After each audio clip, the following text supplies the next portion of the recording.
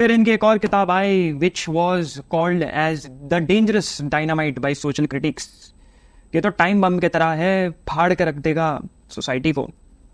नीचा को बड़ा गुस्सा आता था यार ये क्रिटिक्स क्या कह रहे हैं, लेकिन वो अपने में ही अच्छी बात थी। अगर आपको हेट्रेड मिलनी शुरू हो गई है, अगर लोग आपके काम से घबराने लग गए हैं, मतलब समझ लीजिए आप कुछ अच्छा काम कर रहे हैं। नीचा ने कहा morality is not fixed. Critic of morality यहाँ पे भी नहीं, मोरालिटी फिक्स्ड नहीं है। मोरालिटी हमेशा रीइवैल्यूएट होती रहनी चाहिए, नई बनती रहनी चाहिए, नया पड़ाव हमेशा मोरालिटी में आता रहना चाहिए। और मोरालिटी किसी डिवाइन के थ्रू, कोई सुपर नेचुरल देवता नहीं बैठा है जो मोरालिटी दे रहा है, वो ह्यूमन क्रिएशन है, इंसानों ने बनाया है। सोसाइटी के हिसाब से, कल्चर के हिसाब से अपने को खुश कैसे रखना है उस हिसाब से, और किस तरीके से क्राउड को कंट्रोल करना है। और उन्हीं क्राउड कंट्रोलर्स के बारे में आगे अभी हम थोड़ी सी बात करेंगे।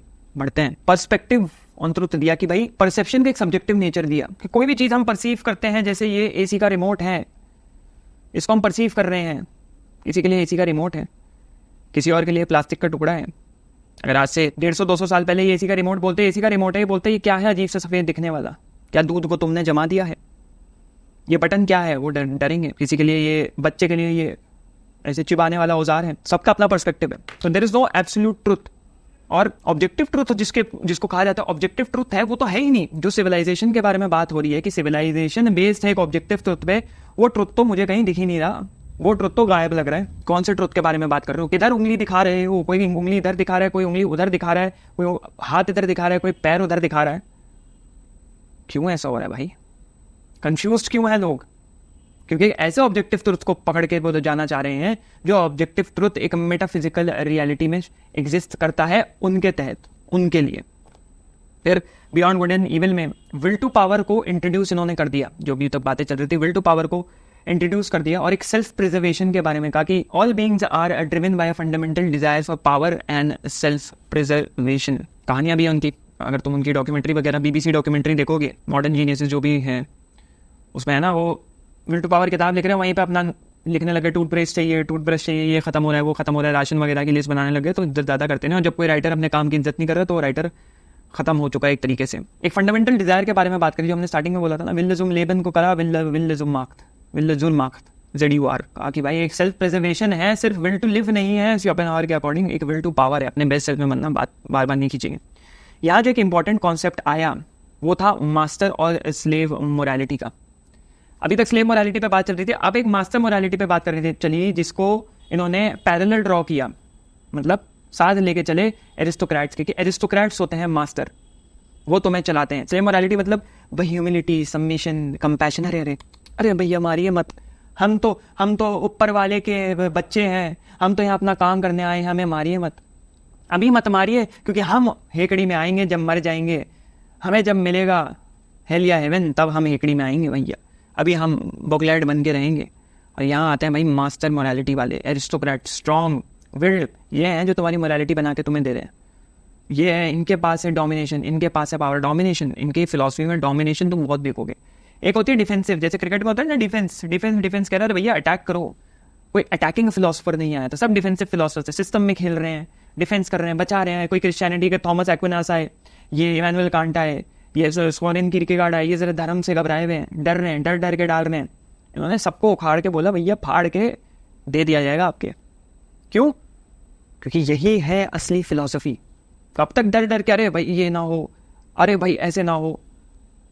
उसका रिलेशन जो मैं बोलता हूँ ना, मैं अप्लाई करता हूँ। मेरी पर्सनैलिटी जैसी यहाँ पे देखोगे, जैसे मैं बोलता हूँ वैसे ही मैं रियल लाइफ में हूँ। मिल लो कोई, मैं अपने को एक बहुत रूड, बदतमीज और एरोगेंट इंसान मानता हूँ। जो लोग एक इमेज लेके बैठे रहते हैं ना कि भाई ऑनलाइन कंटेंट जा रहा है, इसको तो तमीज़दार संत होना चाहिए।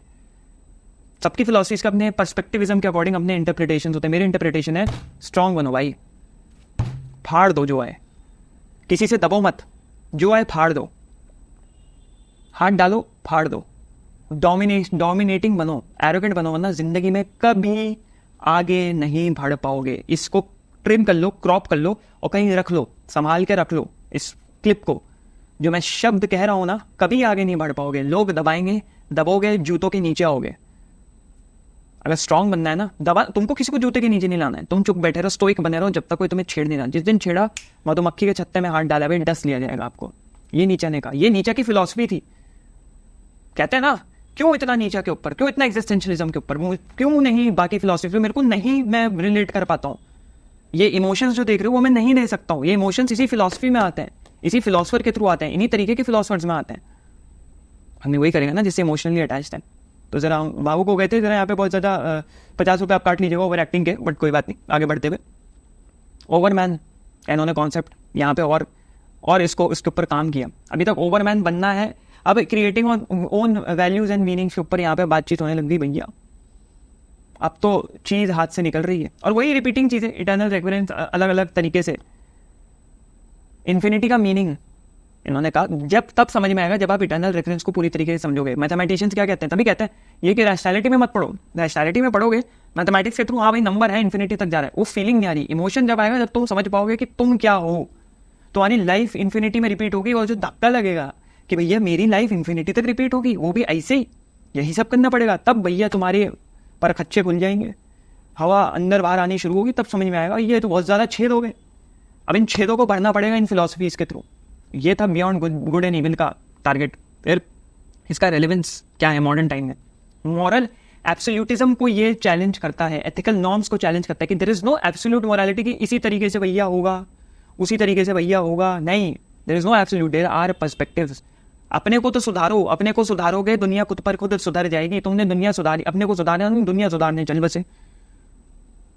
बहुत इंपॉर्टेंट है भाई, लोग नहीं समझना चाहते इस चीज़ को। सब्जेक्टिविटी ऑफ ट्रुथ, कि सत्य अलग अलग विभिन्न तरीकों से आप, विभिन्न प्रकारों से आप सत्य की तरफ अपना मोर्चा उठा के ले जा सकते हैं। सत्य मतलब ये नहीं कि एक ही उसका यूनिवर्सल ट्रुथ है, उसका एक ही फैसेट है।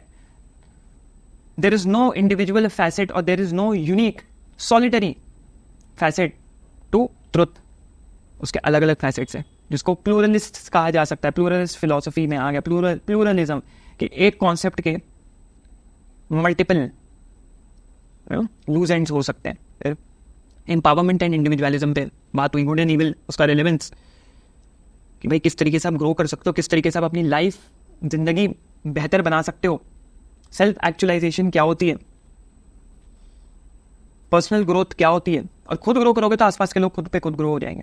मैं दूसरों को, क्योंकि हम बात कर रहे हैं रेलेवेंस इन मॉडर्न टाइम्स इस किताब का। I was a people pleaser, मैं लोगों को प्लीज करता था, लोगों के पीछे भागता था, एक्सटर्नली सोचता था कि एक्सटर्नली लोगों का करके मुझे संतुष्टि मिलेगी और मैं खुश रहूंगा, जो कि इसका उलट हुआ। और उलट क्या हुआ भैया, लोगों ने काटना शुरू कर दिया, लोगों ने ही मजाक बनाना शुरू कर दिया, लोगों ने सीरियसली नहीं लिया। तब समझ में आया ना भैया ना, खुद के अंदर जब तक झांक के नहीं देखोगे, खुद के पजामे के अंदर जब तक झांक के नहीं देखोगे कि तुम्हारा है भी कि नहीं है, तब तक नहीं दूसरों को ज्ञान देना चाहिए कि तुम्हारा है भी कि नहीं है। समझिए, खुद का पजामा पहले नाड़ा खोल के अंदर देख लो, बहुत इंपॉर्टेंट है। ऐसे ही चलते फिरे खोए हुए मुसाफिर की तरह मत निकल पड़ो इस दुनिया में। क्रिटिक ऑफ पावर डायनामिक्स इन्होंने कहा कि भाई सोसाइटल हायरार्की जो होती है उससे सोसाइटल पावर नहीं आती, बट इंडिविजुअल पावर ज्यादा आती है। एक देश चला रहा है, एक leader, president, prime minister, king, उसकी कंट्री की रिप्रेजेंटेशन ही उस इंसान के थ्रू हो रही है। ऐसा हो क्यों रहा है?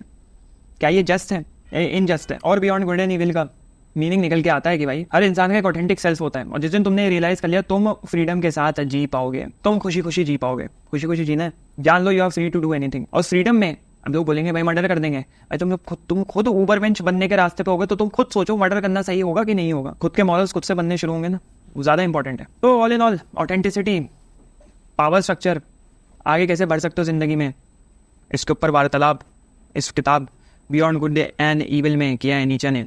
और आगे यहाँ एक छोटा सा एनेक्डोट, जो कि बहुत मिस इंटरप्रेटेड एनेक्डोट है, और नीचा को पागल कहने का, क्योंकि मैंने बताया था ना, एक अपनी रिलेटिव्स के बारे में बात करी थी, वेरी लर्नेड लेडी, लिटरेचर से वार्तालाप, नीचा को पागल कहती हैं। वो पागल था, वो तो घोड़े से जाके चिपक गया जैसे पागल की तरह। लेकिन मेरा इंटरप्रिटेशन उससे काफ़ी ज़्यादा अलग है। मेरा इंटरप्रिटेशन सिंपल है, जो हुआ था ना ट्यूरिन में, इटली 1889 में, कि एक टांगे वाला घोड़े को छंटी से मार रहा था, डंडे से मार रहा था, जो भी हंटर से मार रहा था, और नीचा जो है कहा जाता है नीचा गए उसके गले लग गए। अब कुछ कहते हैं कि ये सही कहानी है, कुछ कहते हैं गलत कहानी है, गले लग गए, रोने लग गए, मत मारो इसको। पहली बार नीचा का वो दिखा, कंपैशन दिखा, वो इतना स्ट्रॉन्ग डोमिनेटिंग आदमी वो रोते हुए देख रहे हैं और किसी जानवर के गले लग गया जिसको किसी के ऊपर दया नहीं आती। तो इसका मतलब ये नहीं वो पागल हो गया, इसका मतलब ये है कि नीचा जो है ये दिखा रहे हैं कि मास्टर मोरालिटी में रह के भी तुम स्लेव मोरालिटी की इज्जत कर सकते हो। ये नहीं उनको पूरी तरीके से आउटकास्ट कर दोगे, ये नहीं उनको पूरी तरीके से कहोगे भाई ये तो गलत है। उन्होंने ये एग्जाम्पल दिया, और बहुत लोग इसको मिस इंटरप्रेट कर जाते हैं, मतलब एग्जाम्पल दिया, ये एक्ट नहीं किया उन्होंने, बट ये जो उनकी पर्सनैलिटी बन गई थी ऐसी थी कि मैं मास्टर मोरालिटी में एक डोमिनेटिंग आदमी बन गया हूँ, मैं अपनी मोरालिटी खुद बना रहा हूँ। लेकिन कोई बात नहीं भाई, जो बेचारे हैं, जो बेजुबान हैं, उनको मैं हमेशा इज्जत दूंगा, कंपैशन दूंगा। बेजुबान मतलब इंसान भी हो गए कि तुम सुन क्या रहे हो, तुम कुछ सुन नहीं रहे हो, तुमको एक सेट ऑफ मोरालिटीज दी गई, तुम उन मोरालिटीज को पकड़ के बैठ गए और तुम सोच रहे हो तो बेजुबान बन गए। जो कहा भैया हमसे, तो भैया भैया प्लीज़ भाई, जो हमसे कहा हम तो वही करेंगे, जो हमसे कहा गया है, जो हमारी किताबों में लिखा हम तो वही करेंगे। अरे जब जानवर बन गए भाई तुम, आंख बंद करके बस समझ लिया जो समझना है, खत्म। एग्जाम्पल है ये, एनेक्डोट। तो अगर ये क्लिप अच्छी लगी हो तो बहुत ज़रूरी है सब्सक्राइब करना, और अगर इससे रिलेटेड और पूरा लेक्चर देखना है तो फिर यहाँ या यहाँ कहीं पे भी वीडियो दिख रहा होगा, उसको क्लिक करो और मेरे मेन चैनल पे पूरा लेक्चर देख लो।